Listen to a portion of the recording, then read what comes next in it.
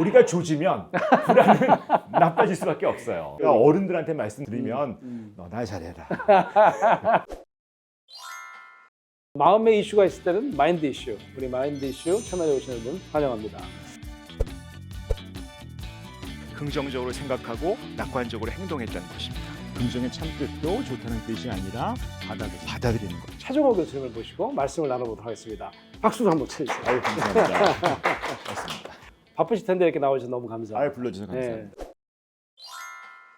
요즘에 제가 보니까요, 우리 심리학에서 행복 연구하시는 분들은 행복이라는 말보다 행복감이라고 하는 말을 더 좋아하시더라고요. 네. 일상에 흔히 느끼는 자잘한 감정의 집합이다, 이렇게 얘기들 많이 하시는데, 근데 저는 우리 교수님의 정의가 마음에 듭니다. 아, 그래요? 네. 이 행복은 잘 존재하는 상태다. 아, 네. 이렇게 표현하셨습니다. 네. 그러니까 행복이 일단 한자잖아요. 한자. 그러니까 한자로 따지면 그냥 우연히 받은 복? 우연히 그렇군요. 굴러떨어진 복? 뭐 이런 느낌이에요. 근데 우리말로 행복이라고 하는 거를 정말 순수 한국어로 있나요? 한국어가 없어요. 맞아요. 사실은 해피라는 말 자체도 사실은 외국에서도 마찬가지로 그렇게 마음에 와닿는 말은 아니에요. 과연 한국어로 행복에 가장 가까운 말이 무엇일까 한번 생각해 보면 저는 그걸 인사말에서 봐요. 인사말. 우리말로 정말 기가 막힌 행복에 가장 가까운 말이 있습니다. 인사말 중에 잘 있니? 잘 지내니? 잘 있었어? 잘 지내니? 잘 있다. 잘 있다가 영어로 웰빙이잖아요. 웰빙 상태에 있는 것을 건강하다고 하잖아요. 웰빙 하면 어떤 느낌이 드세요? 대개 이제 유기농 음식 먹거나 아니면 뭐 스파 같은 데 누워 있어서 이런 거를 웰빙이라고 생각하거든요. 사실은 그냥 웰빙을 말 그대로 풀면 그냥 잘 존재하는 거거든요. 잘 있는 거, 잘 살아있는 거, 잘 있는 거. 그거 자체가 이제 웰빙이죠. 행복감을 느낀다는 그런 아주 주관적이고 아주 그냥 긍정적인 정서가 나타나는 것도 잘 존재하는 거의 일부죠, 사실은. 근데 그게 잘 존재하는 거에 모든 것을 설명하진 않거든요. 사실 그런 것도 필요하지만 그 이외에 여러 가지들도 필요하다고 볼 수 있죠. 그래서 이제 저희가 이제 웰빙이 과연 무엇일까, 웰빙의 요소는 무엇일까, 웰빙에 포함되는 것들이 무엇일까라고 좀 생각도 하고 공부도 하고 한 결과가 잘 지내기 위해서 잘 존재하기 위한 구성 요소는 최소한 7가지는 있겠다라는 측면에서 이제 이런 제목을 붙이게 된 거예요. 우리가 이제 이 외부적 조건을 많이 생각하게 되는 것 같아요.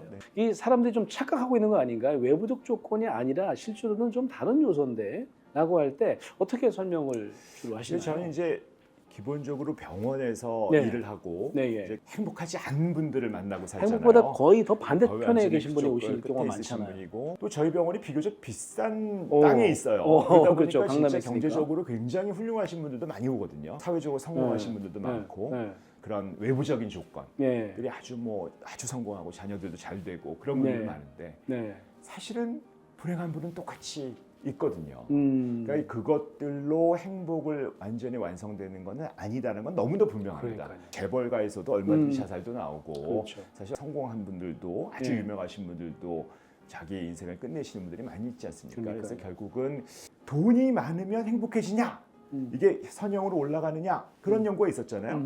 당연히 올라가는데 언제 있으면 임계점에 도달해서 별로 돈 많은 것이 행복에 높이는데 높아지지 않는다라고 하는 연구가 있었거든요. 더 재밌는 연구가 있어요. 원래 행복한 사람은 돈이 많을수록 점점 더 행복해진다. 행복 수준이 이렇게 높지 않은 사람들은 처음에는 올라가는 것 같지만 더 이상 진도가 나가지 않는다. 아직 기질적으로 행복한 사람은 유전적으로도 정해져 있어. 이런 또 연구하시는 분이 계시거든요. 그렇죠. 사실 굉장히 맞는 말씀입니다. 굉장히 많은 것들이 유전적으로 정해져 있죠. 그러면 유전적으로 정해져 있으니까 우리는 운동도 하지 말까요? 그러니까 우리가 할 수 있는 것들이 분명히 있죠. 사실 별로 건강한 체질이 아닌데도 불구하고 건강을 잘 유지하시면서 사시는 분들이 있거든요. 그러니까 오히려 병이 몇 가지 좀 있으신 분들이 자기 관리를 더 잘하시는 분도 많거든요. 기질적으로 행복하지 않더라도 행복해질 수 있는 포션은 항상 있거든요. 그 부분만큼은 내가 채워놔야 되는 거죠. 교수님은 행복을 기회라고 하셨어요. 연습으로 길러질 수 있는 능력이다. 그렇죠. 그러면 이 행복의 기술을 제일 먼저 연습해야 될 거는 뭐라고 생각하시는지? 이렇게 수많은 기술의 방법을 배우는 것도 되게 중요하지만 네. 제일 중요한 거는 행복하고자 하는 태도를 갖추는 게 제일 중요하다고 생각해요. 예. 일단 태도. 기본적으로 내가 행복을 태도. 해보겠다라고 마음을 먹으면 책에 나온 조건으로 따지면 저의 용어는 이제 수용이라고 썼거든요. 받아들인다는 거 제일 어렵죠. 내 상황이 이렇게 안 좋은데 수용해야 돼라고 하면 포기해야 돼? 이런 거랑 좀 굉장히 헷갈리시거든요. 힘들고 안 좋은 조건들이 있을 때 근데 긍정적으로 봐 이렇게 얘기한단 말이에요. 네. 그러면 어떻게 생각해요? 긍정적으로 보면 자꾸 좋게 생각한다고 생각해요. 사실은 엄밀히 얘기하면 긍정이 아니거든. 긍정은 절대로 좋게 생각한다는 뜻이 아니에요. 그러니까 이제 그렇게 하면 가짜 긍정이 되는 거죠. 그렇죠. 지금 상황이 좋지 않잖아요. 네. 좋지 않은데 좋게 생각하면 망상이죠. 사실 그러니까. 알고 보면 현실 부정이죠. 아니 그게 말이 돼? 말이 그렇게 안 얘기할 되는 수도 거죠, 있고. 사실은. 네. 우리 아이가 문제가 많아요. 네. 문제도 많고 뭐 발달장애도 있고 어려움도 있고 여러 가지 문제가 많고 대인관계도 안 좋고 맨날 가서 싸워요. 병원에 가서 검사했더니 아이 엄마가 애를 좀 긍정적으로 봐주세요 이랬단 말이에요. 그럼 대부분의 엄마가 어떻게 느끼냐면 우리 아이가 지금 문제가 많지만 앞으로 긍정적으로 보면 좋아질 거라고 생각하신다고. 그런데 그건 굉장히 무서운 게요. 한번 생각해보세요. 앞으로 좋아진다는 건 지금 이 아이의 모습은 부정적으로 보는 거예요. 그러네. 네. 앞으로 달라져야 좋은 거잖아요. 네. 그러니까 이 앞으로 좋아지겠지. 지금은 아니더라도 안 달라졌으니까 안 좋게 보는 거죠. 네. 그래서 수용이라고 하는 거는 내 인생이 꿀꿀해요. 힘들어요. 힘든 걸 그대로 그대로 인정하기 시작해야 사실은 그게 맞아요. 바로 태도죠. 현재 지금 그렇죠. 상태 그대로. 네. 행복해지는 네. 가장 기본적인 태도라고 봅니다. 시간이 좀 오래 걸릴 수도 있을 거예요. 거의 모든 인류 역사가 네. 존재하면서 있었던 철학이니 종교니 치료니 이런 것들이 있잖아요. 대부분은 수용에 대한 얘기예요. 그래서 우리가 거. 기독교인은 나는 죄인이야. 내가 뭘 다룰 수 없어. 라고 인정하는 게 시작이거든요. 네. 불교인은 난 생각이 너무 많아. 이건 번뇌야. 이 번뇌는 어떻게 할 수 있는 것들이 아니야. 내가 받아들여야 돼. 정신치료, 심리치료가 나오기 시작했을 때부터 수용적인 개념은 모든 치료에 다 있었어요. 칼 로저스의 아주 전형적인 무조건적인 인간 치료는 똑같고. 무조건적인 수용이 돼야 인간이 달라진다고 보는 거고 우리가 가진 역사, 철학 모든 것들은 사실은 수용이에요. 그런데 어렵죠. 어려우니까 몇천 년 동안 그걸 한 거예요. 모든 걸 수용할 수는 없죠. 근데 수용의 능력을 키우는 것들은 정말 필요하죠. 그냥 받아들이세요. 제가 이렇게 얘기하고 있거든요. 그러니까 어떤 세상에서 힘든 일들은 그냥 받아들이고 저항하지 않는 게 행복해지는 가장 기본입니다. 이 변화에 대한 이제 얘기를 한번 해보려고 하는데요. 작은 변화부터 시작하라. 뭐 이런 얘기를 우리가 굉장히 많이 하긴 하는데 실패를 굉장히 이렇게 반복했던 분들에게는 금방 무력감에 빠지고 그런 분들에게 우리 교수님은 어떤 팁을 주시나요? 내가 예를 들어서 노래를 배운다. 노래를 잘하고 싶다. 네. 그러면 대부분의 목표가 네. 가수가 돼서 정말 기가 막힌 노래를 잘하는 경연대회 사람이 되고 나가고 싶어요. 싶고. 근데 우리의 목표는 어저께 나보다 잘하는 거예요. 작년에 나보다 잘하는 거예요. 베스트를 하려고 하는 순간 망가진다. 맞아요. 베러 앤 베러. 어제보다 조금 나은 나. 조금씩. 달리기 할 때 어떻게 할까요? 마라톤부터 할 수는 없잖아요. 달리기의 시작은 1분 달리기입니다. 제일 싫어하는 인사말이 공 교수님 여전하십니다. 이런 말이 있어요. 여전하다는 거는 기본적으로 인간이 시간이 가면 갈수록 내려간다고 되어 있는 거예요. 전제가.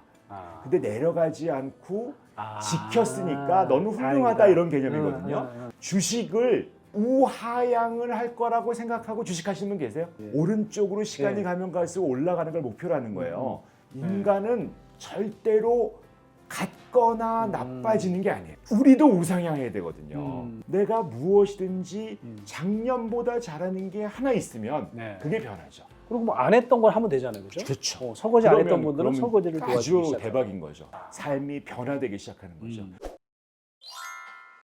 교수님 말씀 중에 너무 멋진 말씀이라고 생각했던 게 뭐냐면 상처 자체가 사람을 성장시키는 것이 아니라 상처를 이해하려는 내가 성장한다. 이야, 이거 엄청난 말씀 같아요. 근데 인간이 참 어떻게 보면 트라우마를 받고도 대부분은 사실 회복을 하세요. TSD 같은 병이 생기는 거는 트라우마를 받은 사람의 한 10% 내외거든요.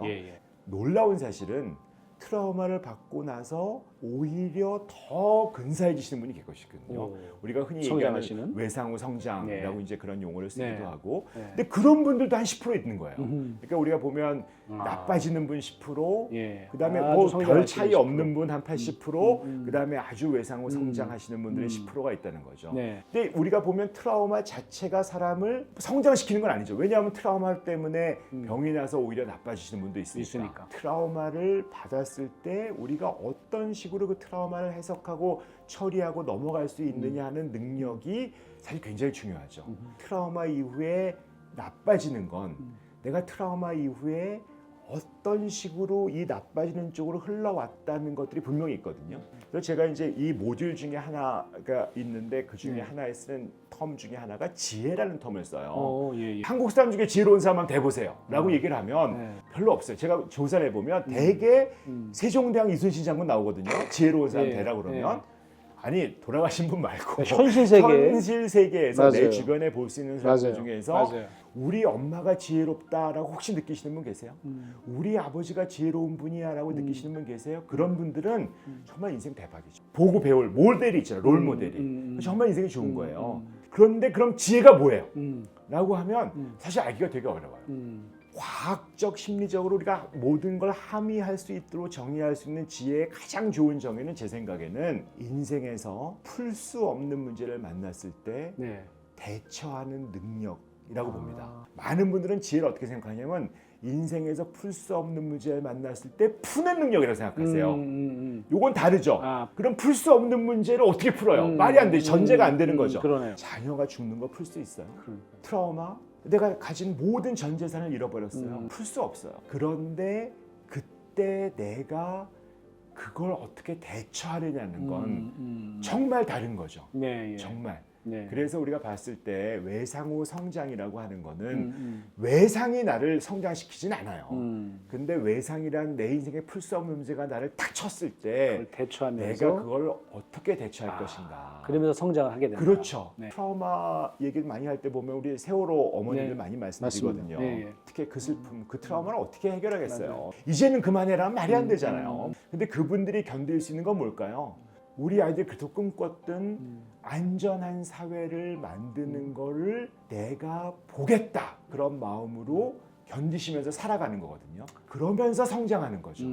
그래서 우리는 이 트라우마 자체보다도 트라우마 이후에 나의 성장, 내가 어떻게 변화될 것인가, 내가 어떤 태도를 가질 것인가가 더 중요하다. 이렇게 제가 말씀드릴 수 있을 것 같습니다. 너무 좋은 말씀이신 것 같아요. 90년대 중후반까지만 하더라도 뭐 외로움, 뭐 우울 이런 게 되게 큰 이슈였대요. 또 어느 순간부터는 이 불안이라고 하는 게 우리 한국 사회를 강타하더라. 불안이라고 하는 게 언제부터 이렇게 강하게 나타나고 어떻게 대처해야 될까요? 그러니까 젊은 세대에서 아주 정말 급증하고 있고 불안을 느끼는 첫 나이가 되게 어려지고 있거든요. 점점. 지금 여기 계신 분 중에 좀 연배 있으신 분들, 권 교수님, 저 애 탓이 커요. 우리는 사실은 성장 세대를 살았잖아요.